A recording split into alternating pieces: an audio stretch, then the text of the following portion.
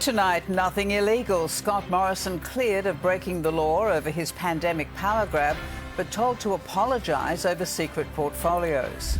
A Perth grandfather's hospital nightmare. He went to get better. Instead, he's worse. Shock diagnosis, John Farnham's marathon cancer surgery. The daylight saving debate reignites again. The push for more evening sunlight in the west. Unvaccinated and possibly unemployed, a WA policeman loses his COVID court challenge. And gone within hours, the Dockers' final to be a sellout, but you have one more chance at a seat.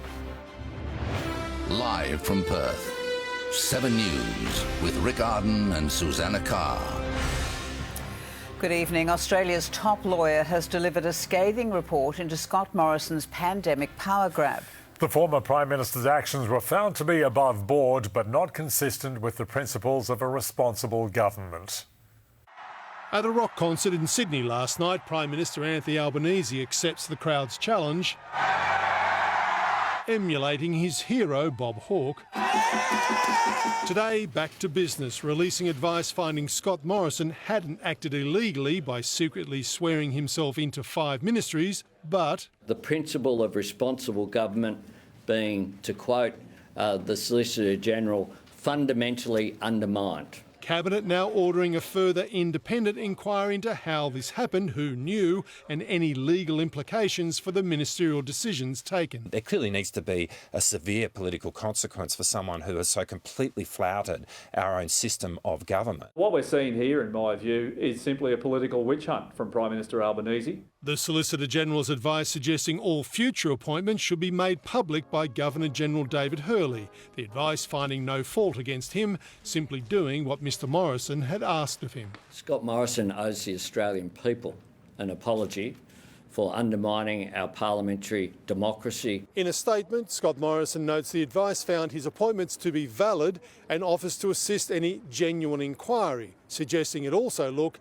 at the actions of the states. Mr Morrison says he's reflected further since his news conference last week. I appreciate the concerns and regret any offence caused. The Deputy Liberal leader says it's time to move on. Mr Albanese is standing up day after day and he's looking in the rearview mirror. But a censure motion against Scott Morrison might still be in his future. Mark Riley, 7 News. A southern suburbs family is calling for an overhaul of WA's hospital system over the treatment of their loved one. Health authorities are investigating why grandfather Darshan Arora ended up in intensive care, more ill than when he arrived.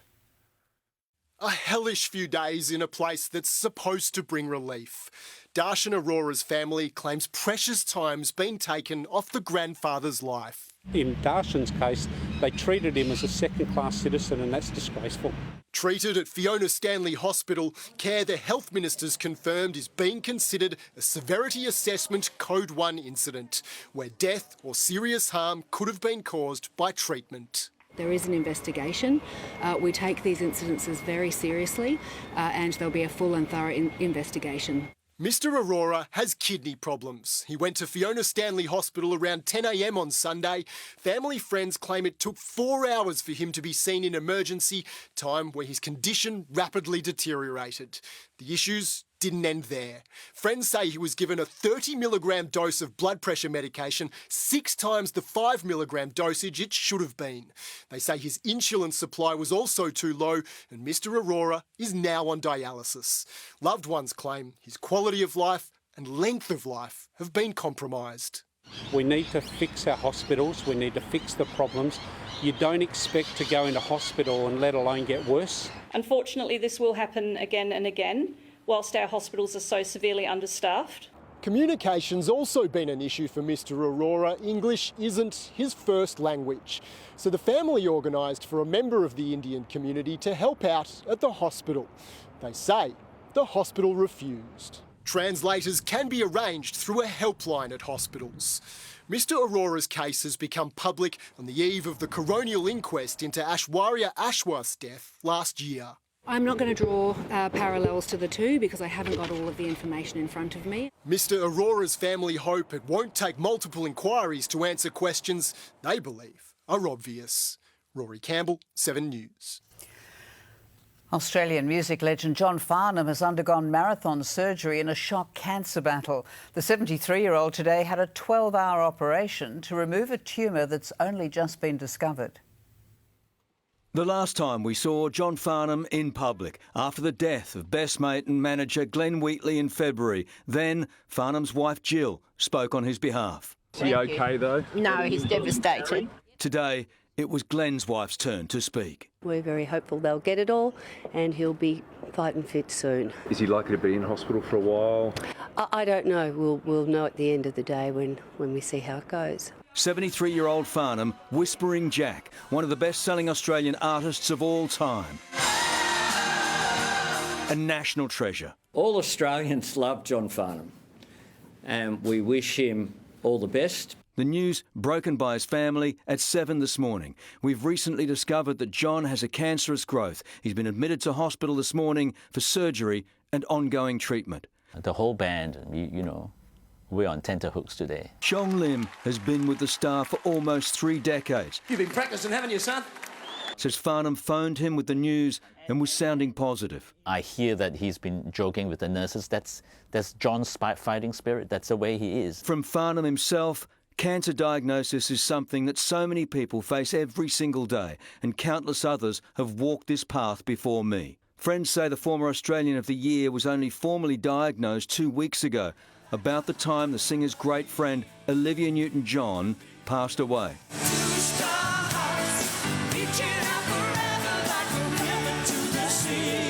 The two were long-time collaborators here at the Firefight fundraiser 2020. Not only their last performance together, the last time either performed in public. Well, I think we should call ourselves Jolivia Newton-Jack. What do you reckon? From the Victorian Premier, coincidentally at the Olivia Newton-John Cancer Centre today. I think everybody loves John Farnham. He's such a big part of our story. From his first appearance in the 60s to his blockbuster success with this. It just shocked me to hell this morning when I found out. 30-year friend Darren Hinch even appeared in a music video. John and Jill, to be corny, they are two strong hearts, and Australia loves him. He's come back from health scares before. A 2019 kidney infection led to lifestyle changes. Well, people are really concerned about John. We love him. I mean, he's part of our identity. A legend who became part of the Australian vernacular. More comebacks than Farnham. Everyone praying tonight the next one is not too far away.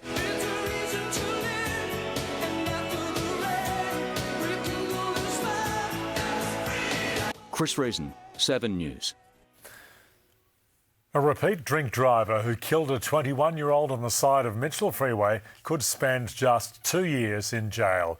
The victim's heartbroken parents said they're not focusing on the sentence because nothing could ever be enough. It was a good deed that cost Jack McCormack his life, killed helping his rideshare driver change a tyre on the Mitchell Freeway. A lasting memory giving his parents the courage to see his killer jailed.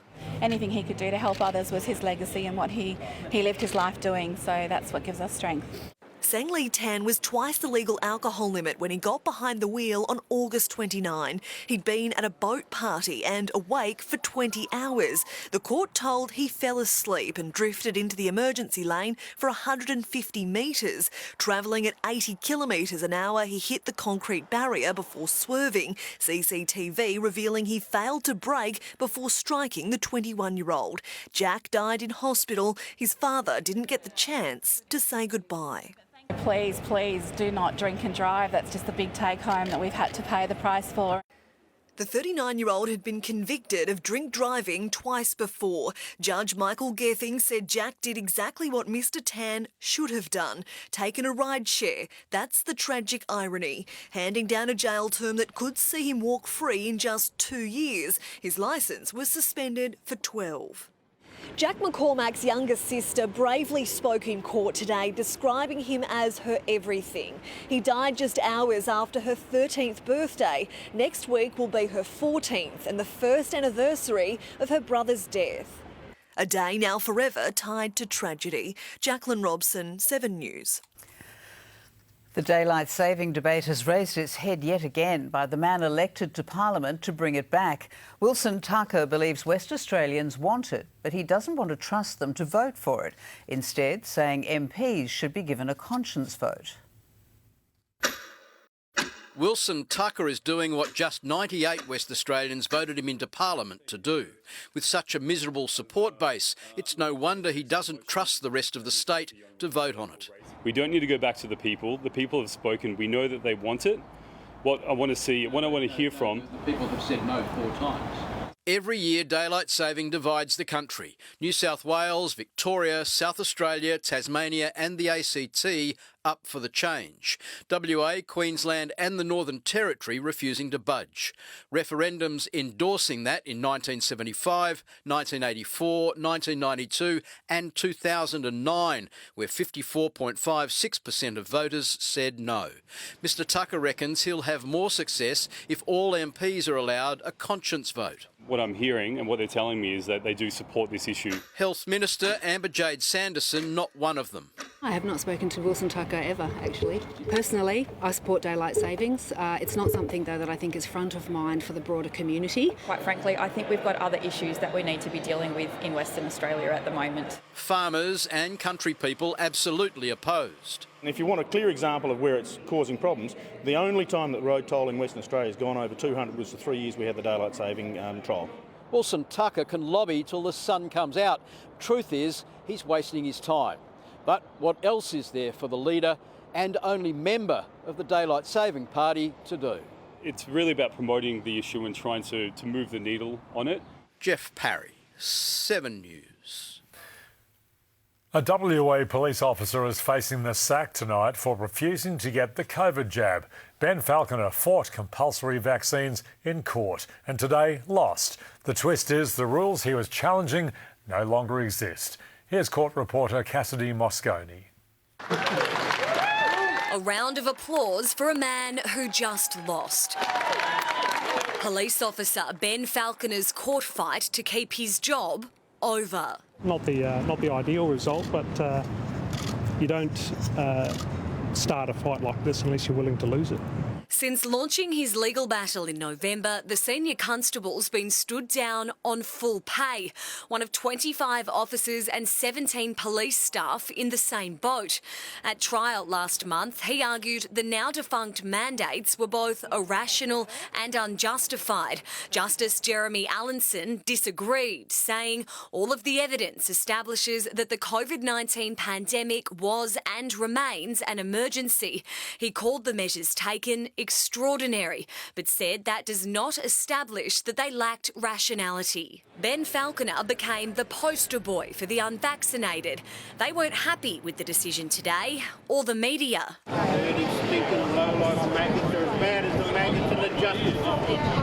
Who pays for this 9-month-long legal battle will now be up for debate. Ben Falconer's supporters have already crowdfunded more than $200,000, but the costs of both sides will be hundreds of thousands more. Whether it cost him his job, the police commissioner says he's still working through it, while Ben Falconer waits to work. Cassidy Mosconi, 7 News. Vladimir Putin has sent a warning to the world that Russia will continue to forge a path motivated by self-interest. The president's message came as the Kremlin claimed it's closing in on the suspect behind a deadly Moscow bomb blast. Flowers in Moscow for the murdered daughter of a Russian ultranationalist. Killed in a car bomb attack Russian authorities say was masterminded by Ukraine's Secret Service. Russian TV honouring Daria Dugina as a patriot, as pictures of her alleged killer crossing into Russia and entering her apartment block were released by the Kremlin. We have heard very clearly from our Ukrainian partners they have nothing to do with this. I think it also bears repeating something we all know, that we have to take with a grain of salt absolutely everything we hear from the Kremlin. Her death is a tragedy, this woman claims, and the Russian president agrees. Vladimir Putin speaking on what is his country's country's National Flag Day, promoting Russian nationalism and a loyalty to traditional values. Красное знамя победы. Putin issuing this declaration to the world: we are firm in pursuing on the international arena only those policies that meet the fundamental interests of the motherland. And that's cause for alarm in Ukraine, preparing this week to celebrate 31 years of independence, as a 6-month war shows no sign of slowing. In the United States, Ashley Mullaney, 7 News. Nick Kyrgios has been granted a 6-week adjournment to address an assault charge related to his ex-girlfriend. The tennis champion was represented by his legal team at a Canberra court today as he prepares to compete in the US Open. An application for a 3-month delay was knocked back because his lawyers would not reveal details of the request to the magistrate. Fremantle fans have snapped up the chance to watch the Dockers in finals action for the first time in 7 years. Anna Hayes at Optus Stadium tonight. Anna, will it be a sellout? Rick, well, it's looking that way. As of 3:30 this afternoon, more than 42,000 tickets had been sold. That's just half an hour after they went on sale to the general public. Very excited, I guess. Hopefully they're going to do well. I'm hoping we've got our fingers crossed they're going to win, because this doesn't come by too often. This is the best thing I've had. I haven't been able to go to the footy all year. Now I've got the chance to get out and see a finals and get a chance to get a ticket. So, bloody good on you, mate. There are 18,000 remaining tickets, but there is a catch.